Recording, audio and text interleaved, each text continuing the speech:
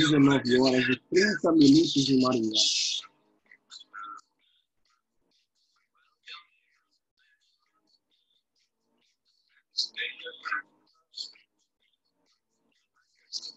Quilos de pessoas em 2 salas juntas. Algo está errado.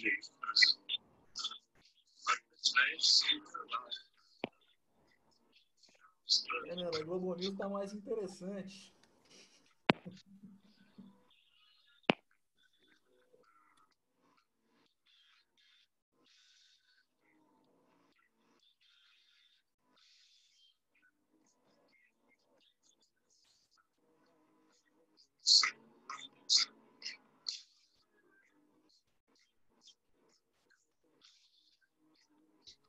Boa noite a todos. Mais uns segundinhos aqui até todo mundo entrar.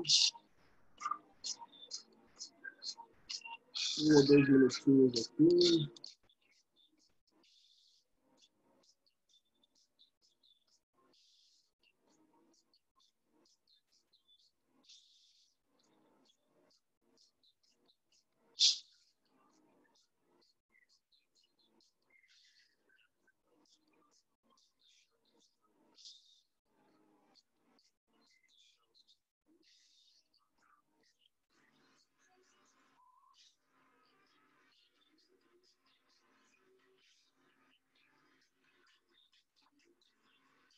Dezessete pessoas.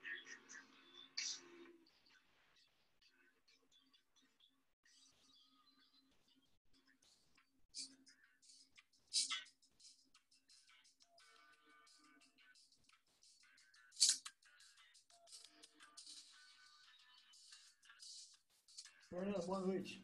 Você acha que é fácil? Você está disputando com a Globo News e com a CNN.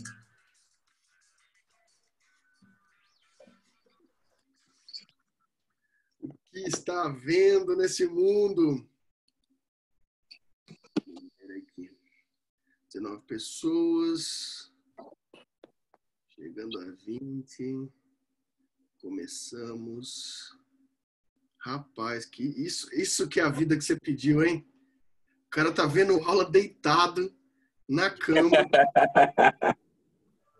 Não dá para acreditar numa coisa dessa.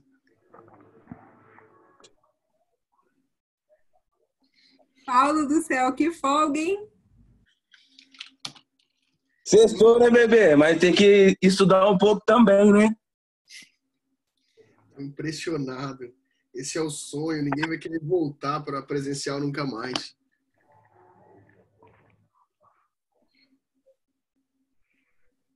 Tá.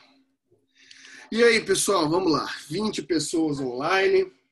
Não dá 50% das 2 salas, mas fazer o quê? Estamos aqui já. Lembrando que eu estou marcando aqui, salvando os logs com os participantes aqui, claro, para que todos possam ter suas presenças garantidas. Porque é quarentena, mas o trabalho que segue. Vocês estão me ouvindo bem? O volume tá bom? Ótimo, beleza. Que bom, pessoal, que bom. Bem, vamos iniciando aqui então. Algumas questões vamos colocar antes de começar aqui, que é sempre importante. Ainda hoje ou amanhã, no sábado, eu já vou postar para vocês já o trabalho, né? Por que não? Né? Eu vou postar para vocês um trabalhinho por motivos óbvios, porque a minha avaliação vai ser única, né?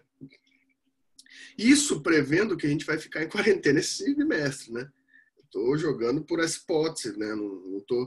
Espero que a gente volte no presencial antes do bimestre acabar, mas eu estou jogando com a hipótese que a gente vai ficar preso em casa até julho. Nessa forma, eu vou fazer um único trabalho, né? O único trabalho que vai ser trabalho e vai ser avaliação, né? Aqueles trabalhinhos bem gostosos que eu gosto de passar.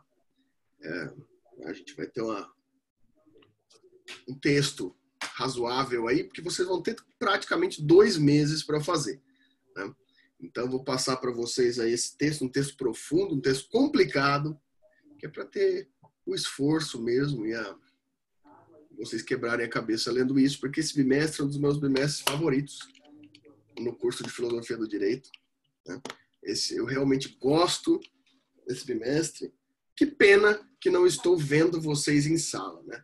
Pelo menos vocês aqui estão melhor que a turma da manhã, que não mostraram a cara, vocês já estão ligando câmera. A turma da manhã estava tudo de pijama, não quis ligar a câmera, ninguém falou nada, estava todo mundo com sono. Lembrando que esta aula está sendo gravada, né? Então, vocês poderão... não tem uma diferença do sono e do outro deitado na cama, mas então não sei por que a turma da manhã ficou tão envergonhada. Bem, essa aula está sendo gravada, vai ficar disponível no YouTube, eu vou passar para vocês, para que vocês possam revisar todas as aulas que a gente tiver nas sextas-feiras, ficarão disponíveis, tá? Não sei, eu imagino que o professor do segundo horário ou do primeiro horário, pelo que eu fiquei sabendo na lista, ele está gravando videoaulas, então não fará lives. Então, se for do agrado de todo mundo, a gente faz todo mundo junto de sexta-feira às 7h30. Que ainda que vocês não vão para o Chapa Quente depois daqui, ainda assim, eu sei que vocês gostam de ter um tempinho aí na sexta-feira, né? Assistir uma live da Marília Mendonça, provavelmente. Deve estar rolando agora em algum momento. Certo? Questões. Pessoal, ó, vocês podem intervir a qualquer momento. Isso aqui vai funcionar exatamente como uma sala de aula, né? Hoje é Simone e Simária. Que maravilha. Não vou perder por nada nesse mundo. Não sei como. A melhor live que teve nos últimos tempos, pouca gente assistiu, foi a live do Fresno, que foi essa semana. Incrível, fabulosa a live do Fresno. Todo mundo vendo Gustavo Lima. Quem é Gustavo Lima perto do Fresno? Que vocês são muito jovens, né? Esse é o problema. Bom, vocês podem intervir a hora que for necessário. Claro que pode ser por chat aqui, né? Eu tô com o chat aberto aqui do lado. Mas é aquela coisa, a gente está em quarentena, a gente não vê ninguém, a gente não tem aproximação. Então, liga o seu microfone, liga a sua câmera e fala comigo, fala com seus colegas. Se tiver muita vergonha, que eu não sei do que, fala pelo chat. Mas fala comigo aqui, mas a qualquer momento. Só vou pedir para o microfone ficar desligado e só ligar a hora que for falar. Porque daí pode dar alguma interferência, essas coisas, né? Só para ter organização. Mas isso não impede. Quer falar, liga o microfone e já me interrompe, porque a matéria que a gente vai ter aqui esse bimestre, ela não é das mais simples, mas é preciosa, né? Amanhã já vai estar o trabalhinho para vocês aí. Beleza? Ok.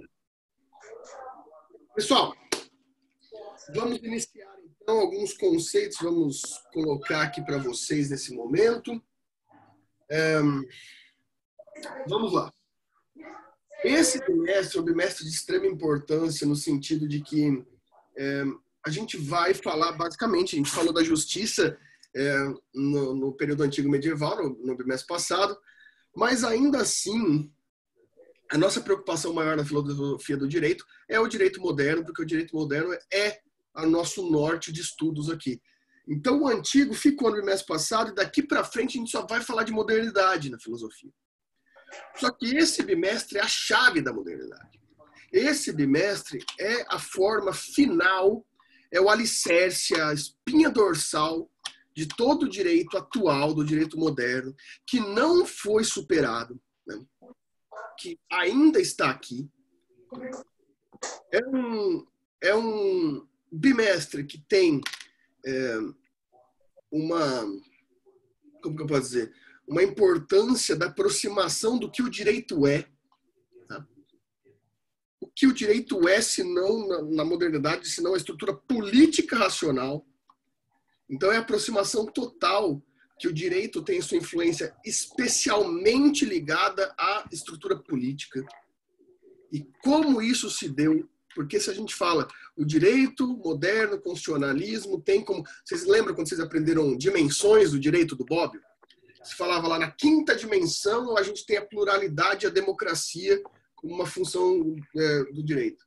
Exato. Veja que esse é o resultado de que a forma política definiu nossa função de direito. E esse é nosso estudo nesse bimestre. Nosso estudo nesse bimestre, ele se concentra no período da Segunda Guerra e no pós-Segunda Guerra, onde, para nós aqui presentes, nós juristas aqui presentes, nossa leitura da Segunda Guerra Mundial, ela não é uma leitura sobre batalha de propriedade ou força militar. A nossa leitura no direito sobre a Segunda Guerra é a guerra sobre qual definição de direito, sobre qual aspecto político de definição de direito iria ganhar o mundo. Né? A Segunda Guerra definiu para o direito, basicamente, qual é a leitura, qual é a forma jurídica que vai ser definida pelo mundo todo a partir da vitória. Basicamente, nós tínhamos três blocos políticos na Segunda Guerra, os três em guerra. Né? Um bloco político era o bloco que na teoria jurídica, a gente pode chamar de teologia política ou conservadorismo teológico. Né?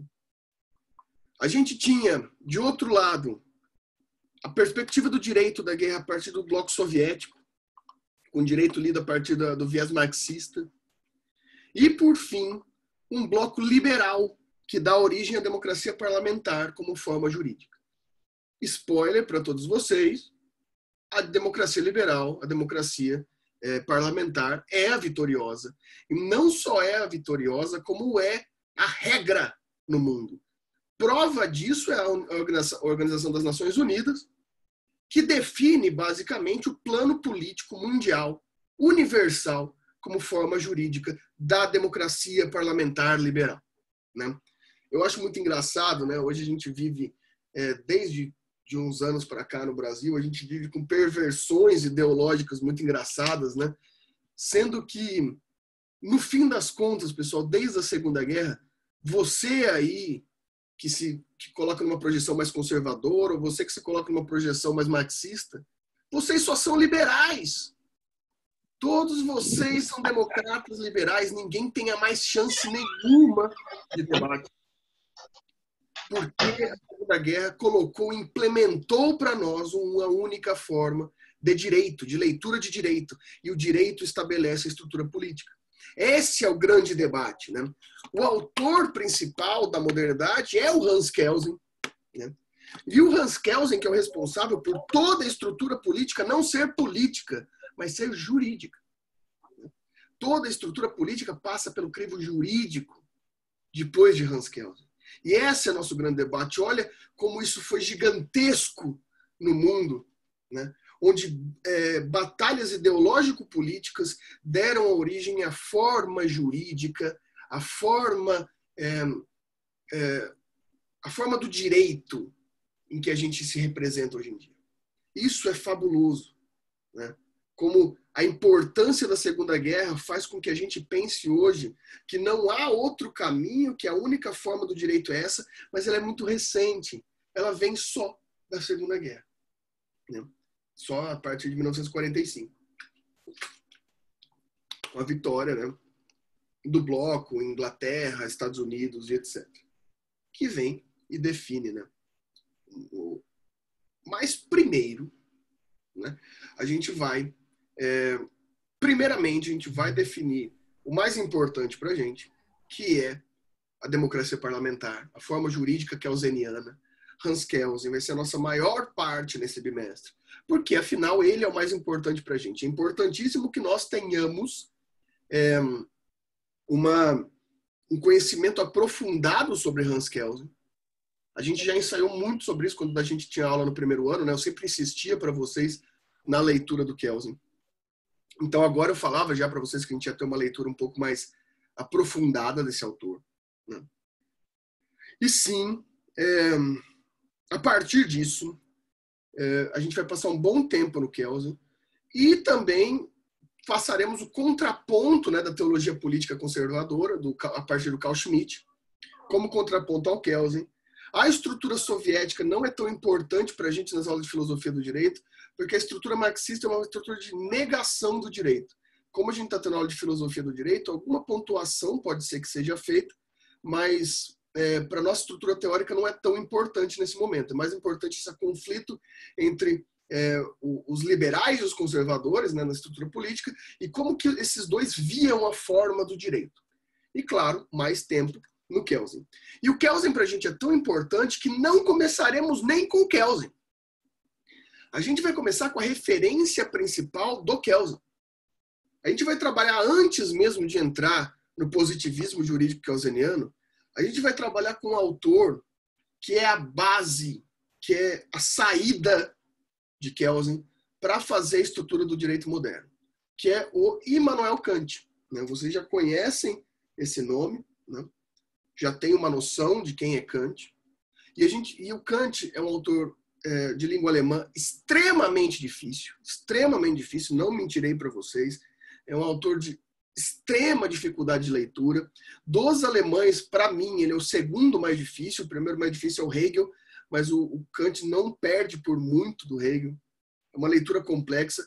E eu vou fazer o possível aqui para a gente digerir essa estrutura kantiana, para que a gente possa entender alguns pontos importantes da teoria do Kant, para que faça sentido o kelsenianismo, né? Para que faça sentido o positivismo jurídico.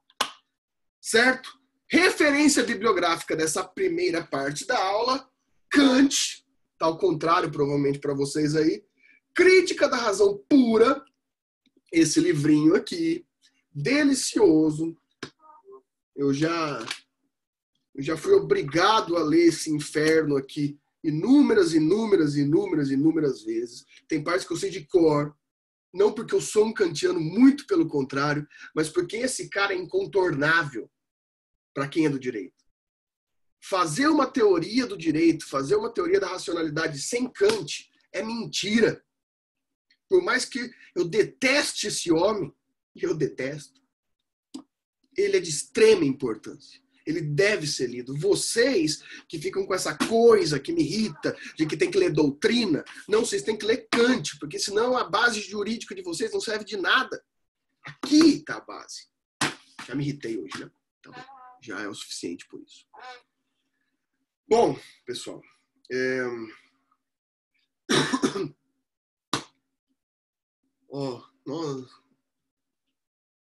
Danilo rindo. Aqui da minha cara só, né? Olha aqui, ó. Olha aqui, isso aqui é para você, Danilo. Ó. Junto com Kant, tá o Torá, né? As leituras para mim são próximas. Diga-se de passagem, a versão do Torá bilíngue. Não. Aqui, ó. Maravilhoso, incrível. Mas vamos começar. Uma água. Só água. Né? É um ambiente de trabalho. Pessoal, vamos lá. Vamos entender Kant. Aos poucos. Como eu disse, é um autor complexo. Qualquer momento podem me interromper para fazer suas perguntas. Tá? Ok. Por que Kant? Dentre todos os iluministas, entre todo aquele momento, por que Kant? Immanuel Kant tem uma importância fundamental para o mundo, inclusive porque ele é o homem do seu tempo e ele soube entender o tempo que ele vivia. Até aquele momento, principalmente graças ao iluminismo, muita coisa vinha sendo pensada no sentido de tentar refazer desesperadamente a filosofia. A filosofia estava tentando ser refeita desesperadamente. Porque a gente tinha passado por todo o período medieval em que o conhecimento filosófico ele estava adstrito a determinadas pessoas. Com o iluminismo, o boom do pensamento filosófico começa a vir de todos os lados. E há uma certa tendência relativista nesse momento. Existem muitos autores que provavelmente a gente nem ouve falar, que de vez em quando um ou outro charlatão revive aí justamente para tentar ser diferentão, mas porque são autores que acabaram caindo no relativismo, porque eu pensava, era mais ou menos assim, até então eu não poderia estudar esse pensamento, agora eu posso. Então começou a vir uma enxurrada de teorias filosóficas, né? E o que acontece nesse sentido? Bem, pessoal, o Kant já era um professor de filosofia, já tinha determinado pensamento, já tinha começado sua carreira, mas ele se depara na universidade com uma obra de um físico, que vocês já devem ter ouvido falar, que é Newton, Isaac Newton. E ele enxerga algo óbvio do conteúdo filosófico presente dentro daquela obra matemática, daquela obra da física. Por quê? É chocante para o Kant, um filósofo fenomenológico. O que é fenomenologia, pessoal? Fenomenologia é o estudo distanciado de um fenômeno. Vamos supor assim, eu quero fazer um estudo fenomenológico. Então, eu vou pegar um objeto de determinação, né? Eu vou pegar, por exemplo, esse marca-texto aqui. Eu vou me afastar desse objeto e eu vou fazer hipóteses e deduções sobre esse objeto até esgotar toda a essência desse objeto. A filosofia fazia isso. Era aquilo que você vê, aquilo que você experimenta, você vai retirando deduções e hipóteses desse objeto. Era assim que funcionava a filosofia naquele momento. Era muito importante isso naquele momento, né? O fenômeno. Ou seja, para o fenômeno era extremamente importante você ter o objeto, ver o objeto, deduzir o objeto. Só que vem o Newton, e o Kant lê esse cara, e o Newton fala, eu posso provar a existência de um elemento chamado átomo, que é impossível de ser visualizado, eu não posso experimentá-lo, eu não posso fazer dele um objeto de fenômeno, eu não posso fazer fenomenologia do átomo, porque eu não o experimento. Eu nunca serei capaz de experimentar o átomo. Mas eu posso provar que ele existe. Pessoal, para vocês, para nós aqui que já nascemos no período de informação da modernidade, parece muito óbvio a gente falar de átomo. Mas pensem por um lado filosófico. Em um mundo onde você não tem determinadas tecnologias, alguém virar para você e falar que é possível provar a existência de algo que não se vê, é de uma importância filosófica fora da realidade, né? Até então, só se tentava falar dentro da metafísica, por exemplo, a ideia de existência de Deus e algumas ideias específicas assim, para se trabalhar nesse ponto de vista filosófico. Só que não se trabalhava necessariamente com a prova, né? A gente viu, por exemplo, em São Tomás de Aquino, no bimestre passado, que o Tomás de Aquino usava lex naturalis para deduzir a possibilidade da existência de Deus. Mas ele não experimentava Deus como fenomenologia. E os iluministas prezavam pelo fenômeno, pelo objeto visto, pelo objeto provável, né? E chega o Newton e fala, eu provo a existência do átomo, ainda que eu não possa experimentá-lo. Isso explode a cabeça do Kant, que resolve botar ordem na filosofia toda. O Kant, ele propõe fazer com que a nova fenomenologia, a nova estrutura da filosofia, parta de pressupostos científicos. O Kant passa a entender que a filosofia deve ser feita num propósito científico. Isso que vai ser o objeto. O Kant fala, eu também tenho um fenômeno que eu não posso experimentar, mas que eu vou provar a sua existência, que é a razão, a racionalidade. Por isso que o livro que eu estou indicando para vocês chama Crítica à Razão Pura, né? Por coincidência, o Kelsen faz a teoria pura do direito, né? Kant vai tentar determinar que a razão, a racionalidade, é um elemento inexperimentável, impossível de uma fenomenologia da experiência, mas que vai poder ter sua comprovação científica com base na filosofia. Pessoal, a preocupação da filosofia científica já existia desde Descartes, né? Mas o Kant ele vem realmente fazer uma teoria tão complexa e tão densa que nenhum autor até hoje da filosofia consegue não negar, porque vários autores tentam refutar Kant, mas não passar pelos problemas kantianos. E o nosso direito é kantiano. Nosso direito é kantiano. A partir disso, vem as nossas questões. Vamos tentar entender razão kantiana. Então tá. Preparados? Ok. Eu aqui, totalmente perdido no meio desses livros aqui, vocês aí falando de Patagônia e Corona. Assim é duro, hein? Eu só sofro nessa vida. Ó, pessoal, aqui também tá o livro Schmitt, que a gente vai estudar, né? A crise da democracia parlamentar. E o do Kelsen tá ali atrás, e eu não vou levantar para vocês verem que eu não estou vestido como eu estaria na faculdade, não. Eu vou mostrar que eu tô de short de esporte para vocês, né? Mas bem, o do Kelsen é a teoria pura do direito, fácil. Mas bem, vamos lá. Pessoal, vamos entender o que é razão por Kant. Né? Eu indico para vocês, se vocês forem adquirir A Crítica da Razão Pura do Kant, e eu recomendo, claro, porque é um livro insuperável do direito, e vocês são do direito, pegar a edição da editora Vozes, tá? Que ela tem a tradução do Fernando Costa Matos, é a melhor tradução atualmente no Brasil, em português, tá? Porque é uma tradução complexa de se fazer. Mas, se não forem adquirir, ela tem de graça na internet, porque já está em domínio público a obra kantiana, né? Então, vocês podem ir seguindo lá. É um desafio ler, já falei, mas vale a pena, né? Enfim. Bem, pessoal, logo na introdução da Crítica da Razão Pura, o Kant tenta te explicar um pouco do que ele está falando. Ele vai dizer que, abre aspas, não há dúvida de que todo o nosso conhecimento começa com a experiência. Então, todo conhecimento vem da experiência.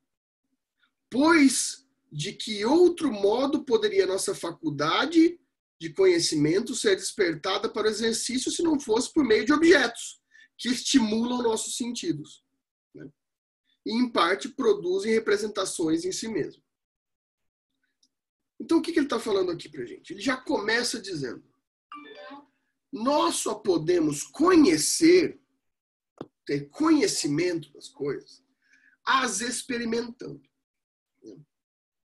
E isso é o que o Kant vai chamar de conhecimento empírico. Não tem outra forma humana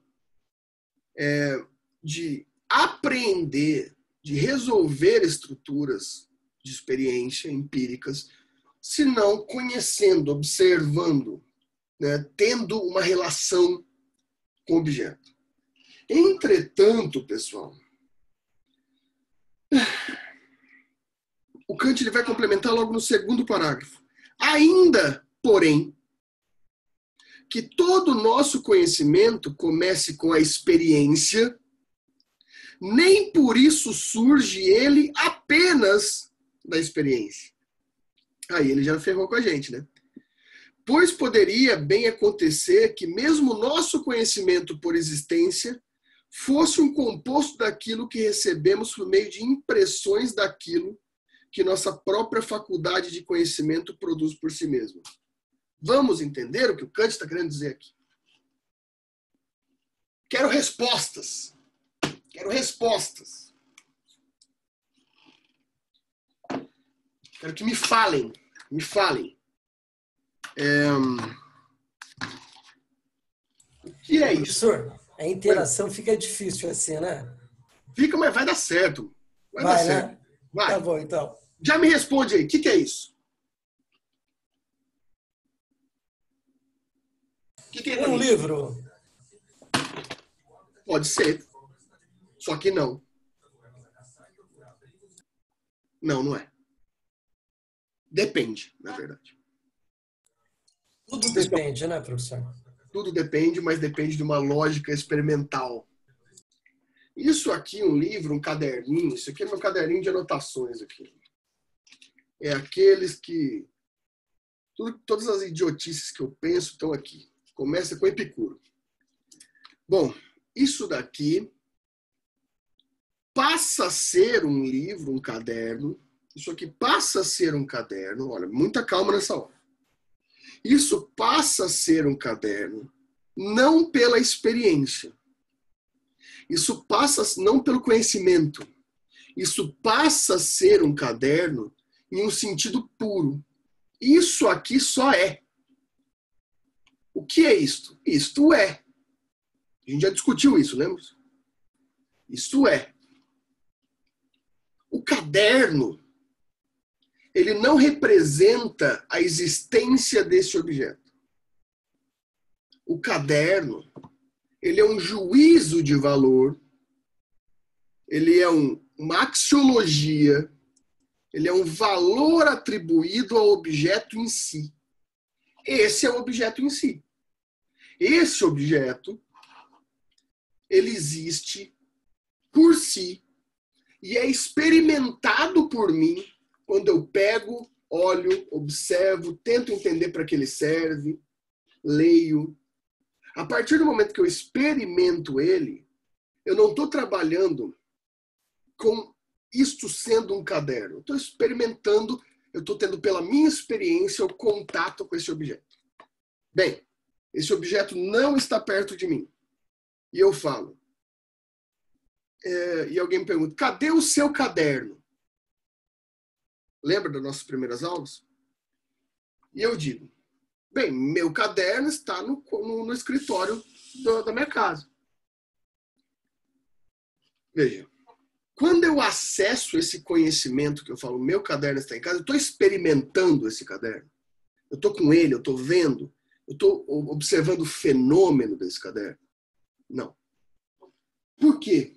Isso não é experimentação, é da coisa. Isso é um conhecimento puro. O meu conhecimento, ele produz um valor, ele produz um juízo que faz com que eu identifique, experimente, perdão, determinada coisa, apesar da experiência. Para o Kant, isso vai dividir nosso mundo, nosso plano, em dois pontos diferentes. Isto e o caderno não são a mesma coisa. Eles estão em planos diferentes. Eu uso o meu conhecimento de caderno para identificar esse objeto. Mas esse objeto existe independentemente do meu conhecimento. O meu conhecimento, ele produz por si um caderno. Eu vou dar outro exemplo que vai facilitar vocês entenderem. Vejam só. Uma comida que seja boa. Um pudim. Pudim é uma comida que tem pouca gente que não gosta, né? E, aliás, existe gente que não gosta, eu realmente não consigo entender. Mas vamos dizer assim, que pudim é uma comida que tem pouca discussão. Pensa num pudim. Agora. Mas num pudim bom. Com calda, um pudim... Não sei se você prefere pudim de leite ninho, pudim de leite condensado. Mas pensa no pudim. Ao pensar, e olha como Kant é fabuloso. Ao pensar no pudim, você não tem ele, você não come ele. Mas você chega a conseguir se recordar, montar no plano do conhecimento, inclusive o gosto do pudim. Talvez você não esteja experimentando isso, mas pensa naquela pizza que você gosta. Pensa naquela churrascaria que você está louco para ir, mas está fechada porque está em quarentena. Você consegue sentir o sabor. Pensa nessa Patagônia que desce melhor aí, que a Tatiana está falando e o Lucas está querendo uma Corona. Você consegue sentir uma coxinha de carne. Lucas, não existe coxinha de carne. Coxinha é só de frango, né? Eu sou conservador nesse ponto. Coxinha é só de frango. Uma coxinha de carne não é uma coxinha, né? É outro tipo de salgado, que a gente já levanta uma polêmica. Mas pensa nessa sua fake coxinha de carne aí. Você consegue sentir o sabor, não sentir na sua língua, mas num plano experimental, que você não consegue nem definir onde está na sua cabeça, você consegue, de fato, criar essas sensações, criar sensações sobre algo que você não tem na sua frente. Pensa na saudade. A gente está em período de quarentena, você deve estar sentindo falta de muita gente. Quando você pensa na pessoa, lembranças da pessoa, afetos vêm a você e você monta, e você consegue sentir sentimentos independente da pessoa estar com você. Você não está experimentando a pessoa, mas ela está ali. Você não está experimentando a comida, mas ela está ali. O que o Kant está falando para você? Tanto o pudim, quando você come o pudim, quanto, né? Eu tô até com um pratinho aqui que eu tava comendo um bolo, né? Antes de entrar. Esse eu consigo lembrar porque ele é muito recente na minha experiência. Então, quando eu comi esse bolo que tava nesse pratinho aqui, eu senti, eu experimentei. Agora o bolo acabou. E eu me recordo da experiência que eu tive ao degustar aquele bolo. E eu consigo. O Kant está me dizendo, o fenômeno é real. Eu ter comido esse bolo é real. A experimentação racional do meu conhecimento puro também é real. As coisas existem tanto no fenômeno da experiência quanto no fenômeno do conhecimento puro. Tanto no plano da prática, da praxis, de uma hipótese prática, quanto no plano da hipótese pura. Os dois elementos existem e são diferentes entre si. Os dois elementos são reais. A única diferença é que o elemento do conhecimento racional, diferente do objeto em si, ele não independe de mim para a existência. Ele depende de mim, porque é meu conhecimento. Mas para que ele seja identificável, ele só pode ser feito a partir de juízos ou de formas normativas. Todo conhecimento puro que você tem é uma lei. É um dever ser. O bolo em si está no plano do ser. O bolo em si está no plano do ser. Significa dizer que, independentemente de mim, ele é. O bolo do meu conhecimento, da minha memória, ele depende do meu juízo. Mas ele depende também de um juízo axiomático legal, uma normatividade, uma universalidade. Se eu chego para você e falo aqui, antes de entrar aqui na live com vocês, eu comi um apontador. Isso não vai fazer nenhum sentido. Mas é porque eu estou pegando esse bolo, em vez de chamar de bolo, eu estou chamando de apontador. Por que não? O bolo não existe por si? Eu posso chamar ele do que eu quiser. Certo? Não. Eu preciso de uma ordem de juízo valorativo. Eu preciso de uma axiologia da coisa para que eu possa ter o sentido do conhecimento, para que a minha hipótese racional possa formular pela lei, pelo dever ser, a experiência que outrora eu tive a partir da ideia do empirismo, do conhecimento empírico. Espera aí, vai. Façam perguntas aí, vai. Vou dar um tempinho aqui para vocês poderem fazer perguntas. Vocês estão entendendo tudo? Pô, um negócio desse que... Professor, Pois não. podemos dizer então que o ser está na forma física e o dever ser na forma psicológica? Mais ou menos, Sidney. Mais ou menos. É uma boa pista, uma boa pista. Mas seria arriscado a gente falar isso. Tá? Porque a gente pode dizer que aquilo que é o ser, a gente pode melhorar, em vez de falar da forma física, a gente vai falar de existência.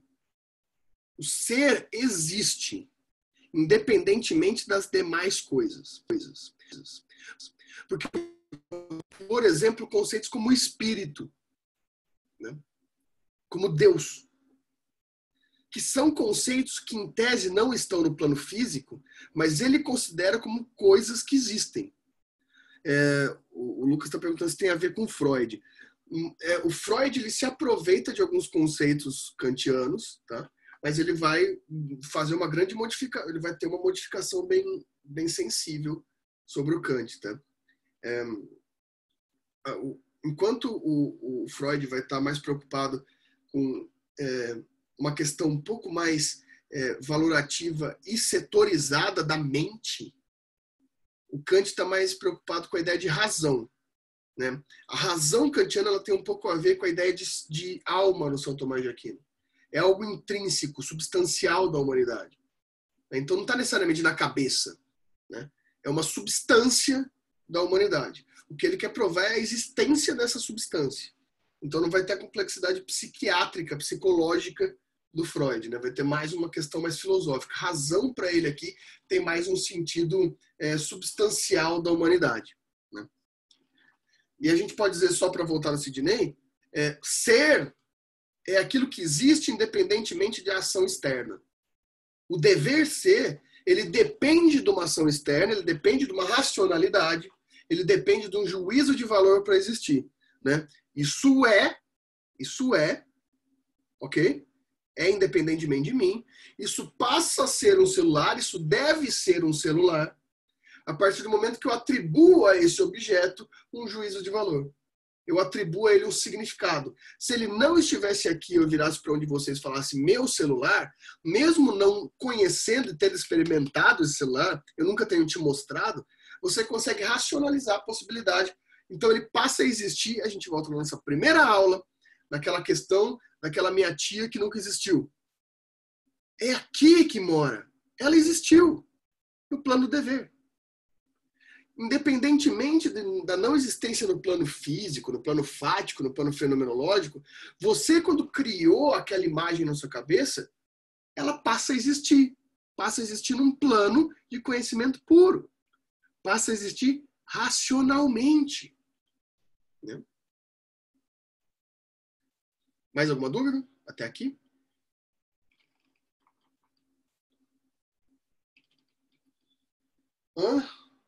Vai, pessoal.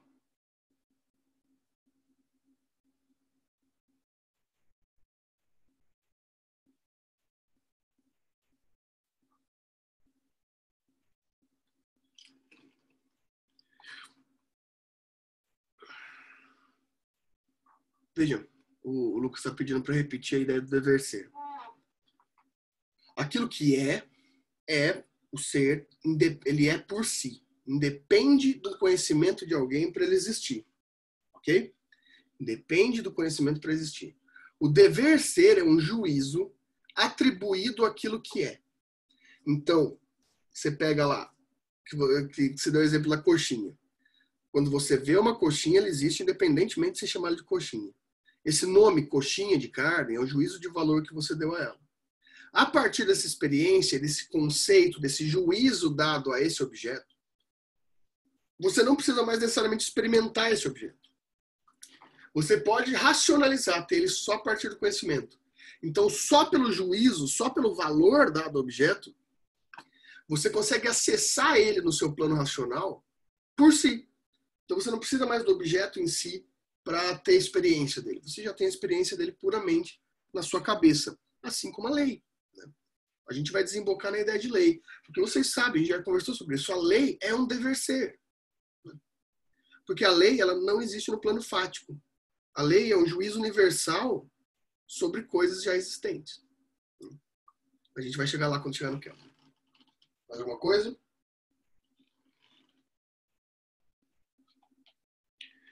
Bem, E, além disso, Kant vem falar para a gente um problema, que é justamente o problema da experimentação. Para o Kant, eu nunca serei capaz de experimentar a coisa em si. Eu só sou capaz de julgar aquilo que eu experimento na coisa. Né? A partir do momento... Porque se essa água existe por si, eu não experimento a água. Eu experimento a mim mesmo em relação com a água. Esse já é Isso daqui é importante a gente pensar assim. Quando Kant já está fazendo essa hipótese, ele já está dividindo o ser e o dever ser. Ele já está dividindo. Ele está dividindo o ser como uma coisa que existe por si, independentemente da minha razão. E a minha razão é uma coisa que existe por si, independentemente do ser. Então ele diz, eu sempre serei incapaz de experimentar a coisa em si. Eu só experimento a mim mesmo a partir do conhecimento. Então existe uma limitação na minha experimentação, que eu só consigo entender as coisas a partir do meu próprio conhecimento, da minha própria aglomeração de conceitos. Porque eu não posso experimentar a coisa em si, o próprio elemento. Eu só posso experimentar a mim mesmo sobre meus conceitos de juízo de valor. Isso significa dizer que toda a relação que eu tenho com qualquer coisa é uma relação legislativa. É uma relação que só existe em hipótese, ela só existe na forma hipotética, e ela só existe a partir de juízos pré-determinados e universais. Pessoal, pensem o seguinte. 3:30 da manhã. Você não consegue dormir. Uma noite quente. Uma noite muito quente. Você vai até a sua geladeira. Não encontra nada para comer. Você vê um pote de sorvete, fica feliz. Pega uma colher e come no escuro. É feijão, não é sorvete. Quem nunca passou por isso? Você consegue pensar nesse momento? Você tem toda uma expectativa sobre aquele elemento. Você tem uma expectativa sobre aquele elemento e você come. Demora alguns segundos até sua mente conseguir processar que aquilo não é o que você esperava. Não bastou, o poder da sua mente é tanto que você vai ficar uns 10 segundos mastigando aquilo até entender que aquilo não é o que é. Porque a sua mente, ela está experimentando não a coisa em si, ela já estava pronta para experimentar no plano hipotético. Ela já queria experimentar na hipótese. Vejam. Sabe aquela velha briga se Coca-Cola de garrafinha de vidro ou de plástico é melhor? Pessoal, eu convido-os a fazer uma experimentação vendada a cega sobre isso. Para vocês entenderem que, de fato, não há diferença nenhuma. A diferença possível que pode haver é que na garrafa PET vai mais gás, às vezes, porque o vencimento é maior e se perde mais gás. Mas se você pegar um plano de validade bom, tanto a garrafa de vidro quanto a garrafa PET, e fazer um teste cego, você não vai conseguir identificar a diferença. E pior, se eu colocar, muito provavelmente, se eu colocar Pepsi, ou se eu colocar uma roller cola num copo e você beber, e eu falando para você que aquilo é Coca-Cola de garrafa, provavelmente você não identificará a diferença. Porque você não está experimentando aquilo por meio da sua experiência. Você já teve a experiência com aquilo. A partir de agora, você tem só juízo de valor determinado sobre a coisa e uma expectativa criada. Então é possível que sua expectativa esteja tão alta que você experimente aquilo, mas só esteja experimentando no plano dever ser. Não esteja experimentando de fato. Lucas, olha, eu tenho minhas dúvidas. A menos que seja essas cervejas malucas aí, cerveja artesanal, que geralmente quem bebe é quem usa side cut, barba grande e rabinho de cavalo, né? Essas cervejas artesanais, assim, quem gosta de moto. Mas, tipo, sinceramente, eu acho que essas cervejas comuns, Ambev, de milho, acho que vai ser difícil a gente identificar, né? Mesma coisa seria comer morrendo de fome uma comida não tão gostosa. O melhor tempero é a fome. É a expectativa. É a expectativa. É extremamente interessante isso. Você tem muito mais das suas experiências ligadas à sua própria racionalidade do que a experiência em si. Porque em algum momento você já experimentou aquilo. Existem determinadas pessoas que não gostam de algumas comidas sem nem ter experimentado. E é comum isso acontecer. A pessoa fala, eu não gosto de azeitona. Por que você não gosta de azeitona? Porque eu não gosto. Já comeu? Não, mas eu não gosto. Porque a pessoa relaciona aquilo puramente racional, de uma forma puramente racional, e não de uma forma especificadamente experimental. A gente tende a viver numa forma mais ligada à experimentação racional do que uma forma prática. Então, mas veja, Bruno, para você virar um sommelier, por exemplo, né, para poder diferenciar bem vinhos, você tem que acostumar seu paladar e treinar aquilo de uma forma tão intensa, né? E por que o leigo não entende? Porque a gente vê aquilo, já tem uma experiência pré-formada. A nossa racionalidade, a gente vive num plano hipotético da razão tão forte, né, numa hipótese racional tão forte, que nossa vida é pautada pelas experiências que a gente já teve, segundo Kant. Então a gente vive praticamente num plano de hipótese. A gente já teve a experiência e a partir de então a gente só repete racionalmente as experiências que a gente já tem, né? Até se decepcionar com uma experiência aqui, uma ali, e ter uma nova redefinição. Mas todas as nossas experiências acabam gerando uma lei universal. Essa lei, ela passa a... Como a gente pode dizer? Ela passa a determinar o valor atribuído às minhas próximas experimentações. Porque eu vou conseguir acessar ela em qualquer lugar, e por eu poder acessar ela em qualquer lugar, eu ajo de fato. A hora da experimentação da coisa em si, eu continuo agindo pela própria hipótese racional que eu estou tendo. E aí, que pergunta mais? Vocês só mandam no chat, né? Vocês não falam nada aqui.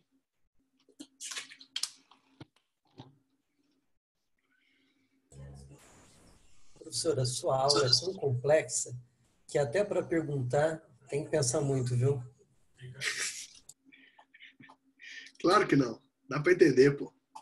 Concordo, professor. Deixa a gente pensando um bom tempo, viu? Para entender é difícil. É bom pensar. Mas eu preciso que vocês façam perguntas. Olha, professor, eu acho que a gente vai ter mais dúvidas a partir do momento que a gente estudar um pouco a matéria, né? Eu só espero que vocês deem uma estudada aí. Porque vocês vão ter 2 semanas, né? Porque sexta-feira que vem é feriado, né? Então, provavelmente vocês vão ter 2 semanas aí para pensar nessa questão. Eu espero que venham aí dúvidas a partir de então. Bem, pessoal, a gente não tem tanta obrigação com o horário, que já foi 1 hora de aula. Eu acho que é o suficiente, porque eu joguei muita informação para vocês e eu preciso que vocês leiam. Então, eu recomendo para vocês a leitura da introdução à crítica da razão pura, tá? Só da introdução. Vocês têm 2 semanas para ler aí, para que a gente possa discutir isso na próxima aula, né? Vai ter uma parte lá que vai falar do problema geral da razão pura. Seria interessante se vocês lessem isso para que a gente possa voltar a esse assunto na aula que vem. Matheus, é uma boa pergunta se dá para ler Kant em 2 semanas. Estou pedindo só a introdução, né? São umas 15 páginas ali. E pode ser que não dê também. Pode ser que não dê tempo de ler também. É mais para a gente tentar ter um diálogo um pouco, aprofundar um pouco mais na semana, na próxima aula. Professor, repete, por favor, é problema? Oi? O que você falou para a gente ler, problema? Não tem problema não.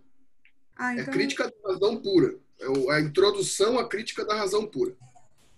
Tá, eu tirei problema de algum lugar, mas enfim. O problema é a aula do Fernando. E aí, o que mais, pessoal? Nada. Essa aula estará disponível logo mais no YouTube para quem quiser reassisti-la depois, tá? Certo. Daí teremos aqui, tem que ser semana que vem, na próxima teremos de novo aula. Até lá, estou à disposição aqui para dúvidas que forem surgindo, ok? Fernando, você já teve coragem de ler os nossos trabalhos? Já li quase todos. Está muito ruim? Provavelmente amanhã eu vou lançar as notas. Mas tá todo mundo tranquilo. Tá todo mundo tranquilo. E agora você está de coordenador do curso, né? Você tem até que data os outros professores devem lançar as notas? Segunda. Até quando? Segunda-feira. E o Paulo Roberto lança quando? O Paulo me falou que já está corrigindo tudo já. Saudades, Paulo Roberto. Bem, pessoal, é isso aí então. A gente vai se falando. Achei que tem pouca gente nessa aula, mas tudo bem. Então a gente vai se falando aí. Tem até um aluno do 5º ano aí na live. Um aluno do 5º ano? O Bruno. Ué, o que tá fazendo aqui, caralho? Vou falar, viu? Já passou por essa tortura antes, vai ter que passar de novo? Beleza. Então tá, pessoal, a gente se fala então, até a próxima aula. Estudem, leiam esse texto, leiam se for possível, e é possível, e a gente discute mais semana que vem, tá? Valeu. Bom final de semana, boa cerveja a todos, e vamos bebemorar, né? Isso aí, em casa, fiquem em casa.